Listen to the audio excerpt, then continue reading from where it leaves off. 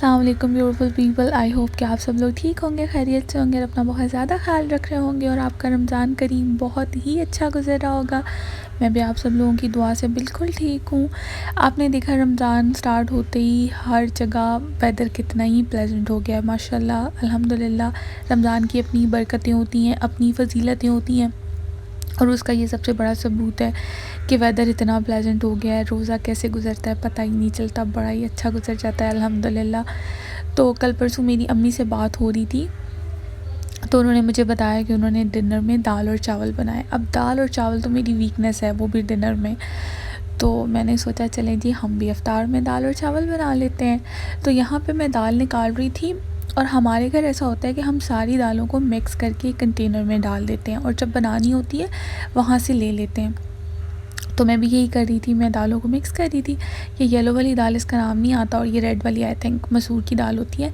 तो मेरे पास दो ही अवेलेबल थी तो मैंने दो ही डाल के मिक्स कर ली थी। और दाल बनाने से पहले प्रेप में जो कुकिंग प्रेप होती है उसमें मैं क्या करती हूँ कि दाल को अच्छे से वॉश करके 5 से 6 मिनट के लिए सोक करके रख देती हूँ। अगर तो आप कुकर में नहीं बना रहे तो आप भी इसको सोक करके रख सकते हैं, फिर बनाने में ज़रा आसानी से ये बन जाती है। और मुझे दाल बहुत ही ज़्यादा मिक्स्ड वाली पसंद है तो मैं कोशिश करती हूँ जितनी भी ज़्यादा ये वेल कुक्ड हो उतनी ही फिर अच्छी लगती है खाने में। और एक और इम्पॉर्टेंट बात जो काफ़ी दिन से मैं कहना चाह रही थी, एक हाथ से काम करना और एक हाथ से रिकॉर्ड करना दुनिया का टफेस्ट काम है, लेकिन हम सबको पता है कि हर एक मुश्किल के बाद आसानी है, तो इसलिए मैं मैनेज कर ही लेती हूँ। यहाँ पे मैं प्रिपरेशन करी थी राइस की। अच्छा, मेरे लिए हमेशा ये होता है स्पेशली रमज़ान में कि मैं कुकिंग अफ्तारी के अंदर जो भी बनना होता है, जो भी कुकिंग प्रेप्स होती हैं वो आधा घंटा पहले कर लेती हूँ। असर की नमाज़ से पहले पहले मैं सारी कुकिंग प्रेप्स कर लेती हूँ।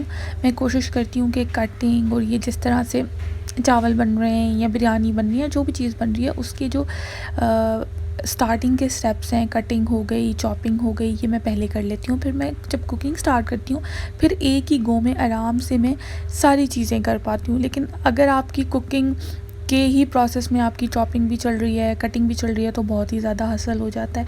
तो इसलिए कोशिश किया करें कि प्रेप पहले करके रख लिया करें और उसके बाद छोटा सा ब्रेक लें, अपनी एनर्जी को रीगेन करें और फिर आप आराम से कुकिंग स्टार्ट कर सकते हैं। फिर कुकिंग आसानी से भी हो जाती है और बड़े ऑर्गेनाइज तरीके से भी होती है।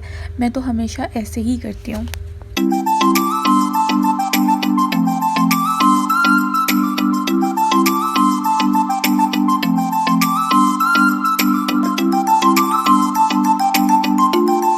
यहाँ पे मैं पैरेलल कुकिंग करी थी, मल्टीटास्किंग करी थी। साथ में मैंने चावल बनाना स्टार्ट कर दिए थे, दाल मैं ऑलरेडी रख चुकी थी, उसकी क्लिप बनाना मैं भूल गई। और साथ साथ मैंने फ्रूट काटना स्टार्ट कर दिए थे फ्रूट चाट के लिए, क्योंकि मुझे अफ्तार में हर हाल में फ्रूट चाट चाहिए होती है। पूरा दिन से कुछ खाया हुआ नहीं होता और जब अफ्तार में अगर आपको फ्रूट चाट मिल जाए तो वैसे ही आपका दिन ही बन जाता है। तो मुझे फ्रूट चाट बहुत ज़्यादा पसंद है तो मैं कोशिश करती हूँ कि मेरे जितने भी फेवरेट फ्रूट्स हैं वो फ्रूट चाट में मैं ऐड कर लेती हूँ। और वैसे मैं रोज़ा खोलने के बाद, रोज़ा खजूर से खोल के जूस पीने के बाद, या अगर मैंने कोई रूह अफ़ज़ा बनाया हुआ है या कोई नींबू पानी या कोई सा भी जो ड्रिंक है, उसके बाद मैं फ्रूट चाट खा के नमाज़ पढ़ने चली जाती हूँ। और उसके बाद जी ये मैं बना रही थी फ्रूट चाट और इसके अंदर आप देख सकते हैं मैंने बनाना ऐड किया है, एप्पल ऐड किया है, इसके अंदर मैंने स्ट्रॉबेरीज़ ऐड की हैं और इसके अंदर मैंने जो है वो अब लास्ट जो इसका फ़ाइनल स्टेप है वो है चाट मसाला। चाट मसाले के बग़ैर फ्रूट चाट कंप्लीट हो ही नहीं सकती, तो मैं ज़रूर इसके अंदर चाट मसाला ऐड कर देती हूँ।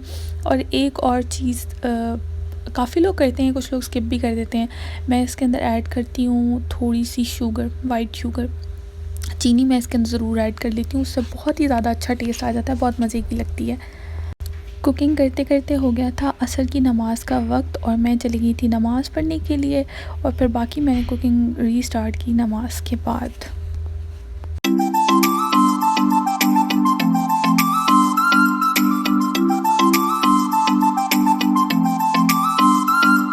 यहाँ पे मैं कटिंग कर रही ली थी ग्रीन चिलीज़, टमाटर और प्याज। इनको मैंने डालना है दही बड़ों में। कुछ लोग दही भल्ले कहते हैं लेकिन हम दही बड़े कहते हैं।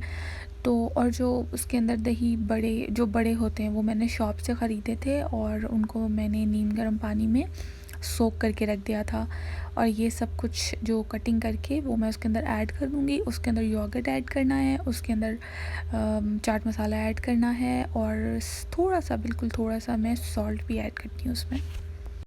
मैंने योगर्ट के अंदर ग्रीन चिलीज़, कोरिएंडर और नमक ऐड करके पीस के इन तीनों चीज़ों को योगर्ट में ऐड कर दिया था। बड़े भी इसके अंदर डाल दिए थे लेकिन मैं अब स्ट्रगल कर रही थी क्योंकि ये बर्तन छोटा था और सामान मैंने ज़्यादा काट लिया था और बर्तन कम होने की वजह से मेरे पास इसका अल्टरनेट भी नहीं था। तो उसमें इसके बाद मैंने फिर दूसरे वाले बाउल में डाल लिया था, तभी जाके मिक्स हुआ, वरना इसमें तो मिक्स ही नहीं हो रहा था मुझसे।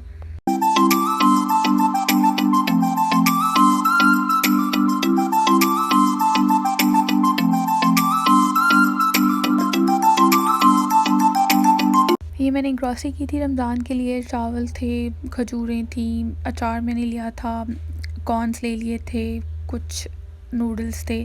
बस यही चीज़ें जो इस्तेमाल होती हैं तो वो मैंने ख़रीद ली थी। लें जी, इफ़्तार हो गई है तैयार और ये फ्रूट चाट बहुत मज़े की थी। दही बड़े भी बहुत ज़्यादा मज़े के बने थे। ये पकौड़े मुझे मेरी दोस्त ने गिफ्ट किए थे। मैं खोलती हूँ अब अपना रोज़ा और उसके बाद मैं पढ़ूँगी नमाज़। आप अपना बहुत ख़्याल रखें। आपसे मुलाकात होती है नेक्स्ट ब्लॉग में। खुदा हाफ़िज़।